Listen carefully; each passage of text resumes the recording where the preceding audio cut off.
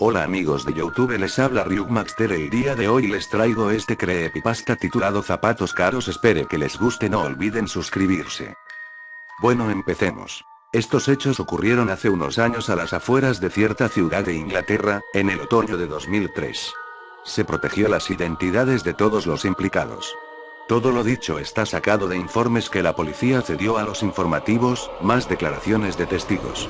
Se hizo un llamamiento si cualquiera recibía por correo una tarjeta como la que se describe en la narración de los hechos, se debía contactar con las autoridades inmediatamente.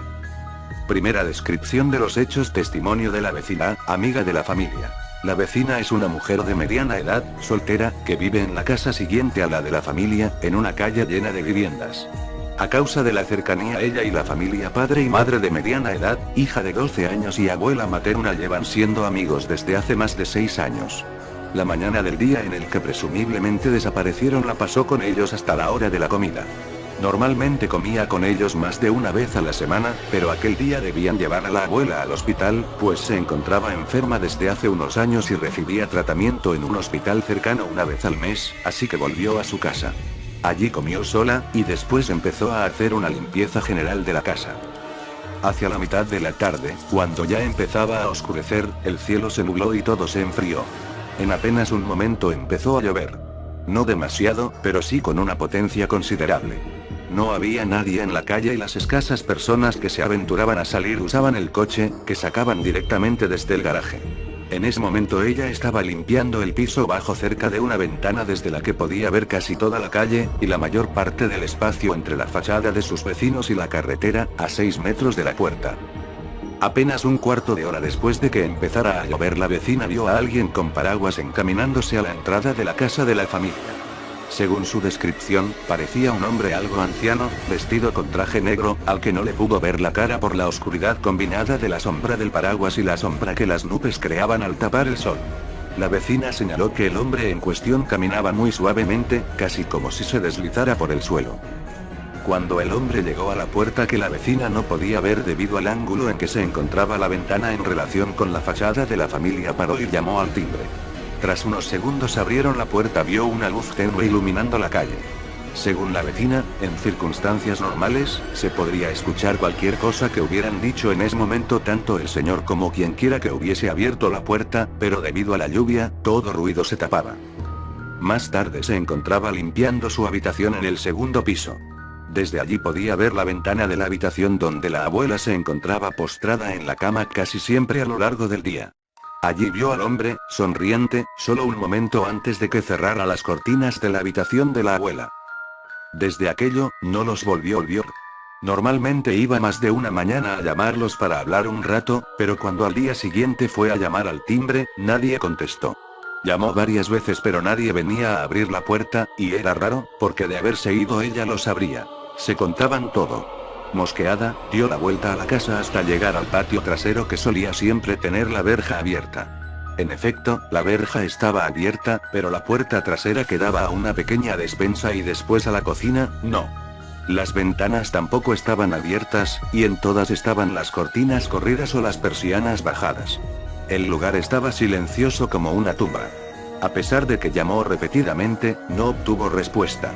Por ello, volvió a su casa, y siguió con su vida, algo inquieta. Al siguiente día desde su casa llamó al teléfono fijo de la familia, pero no contestaron sus llamadas. Más tarde, ya verdaderamente desesperada, buscó en su agenda y llamó a los teléfonos móviles de la madre, el padre, e incluso la hija, a quien se lo habían regalado hace apenas medio año para las emergencias. Pero tampoco. El silencio, la falta de respuestas y la quietud la estaban devorando.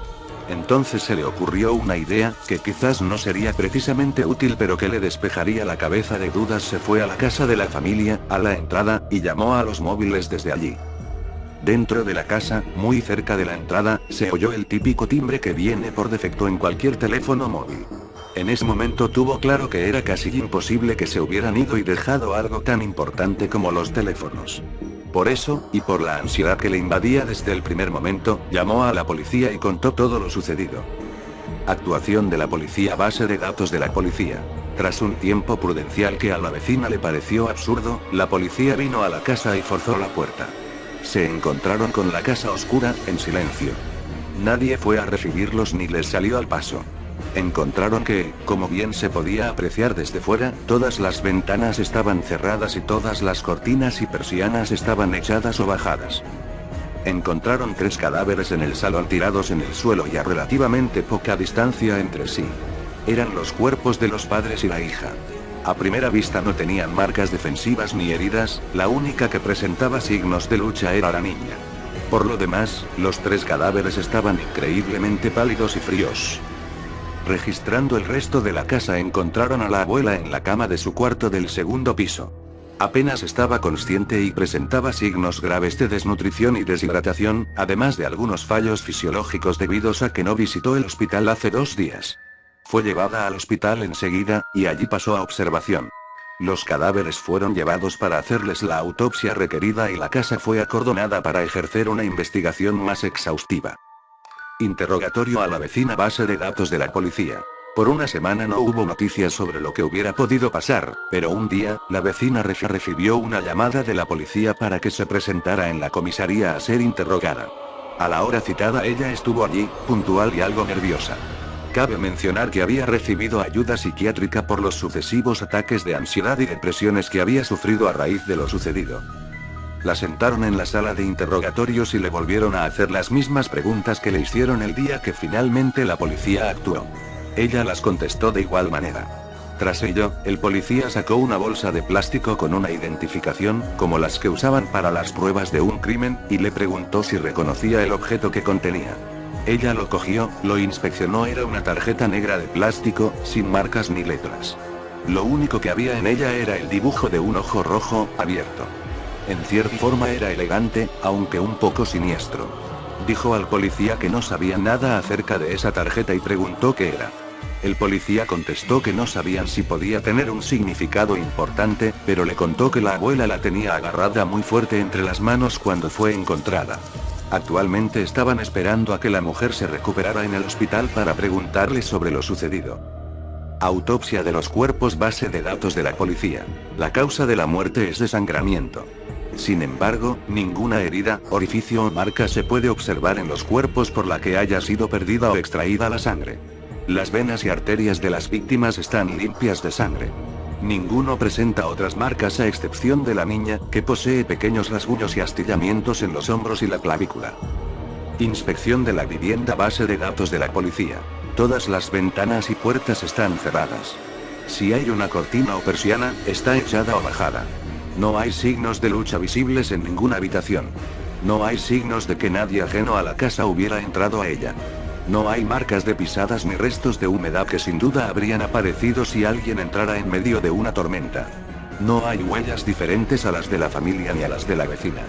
No hay objetos extraños a excepción de una tarjeta de plástico negra con un ojo rojo que la abuela estaba sujetando cuando se entró en su habitación. Segunda descripción de los hechos. Testimonio de la abuela. En el momento descrito, el testigo estaba durmiendo en su cama, en la habitación del segundo piso.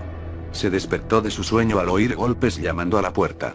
Pensando en que serían su hija y el marido de esta, permitió que entraran. Siempre llamaban para respetar su intimidad, y así lo dijo.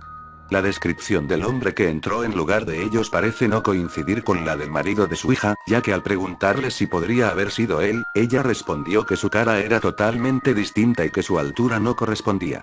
La abuela describe al intruso como un hombre alto y elegante. Tranquilo, educado y con una sonrisa muy bonita, y añadió que parecía que flotaba. Este hecho y los demás podrían ser pasados por alto, puesto que la anciana se encontraba bajo los efectos de un sedante de mediana potencia, tumbada en la cama e incapaz de hacer el esfuerzo de levantarse. El hombre, sin dejar de sonreír, cerró la puerta tras de sí y, tranquilamente, se dirigió a la ventana y cerró las cortinas. A partir de ese momento la habitaón quedó a oscuras.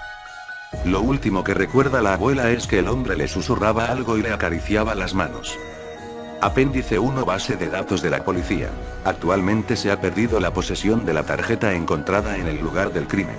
Un par de meses más tarde de que los hechos dieran lugar, un intruso entró en el almacén de pruebas de la policía y robó el objeto. Las cámaras de seguridad grabaron una silueta alta, negra, que no parecía caminar, sino deslizarse sobre el suelo. Las imágenes no fueron publicadas, pero la policía hizo un llamamiento.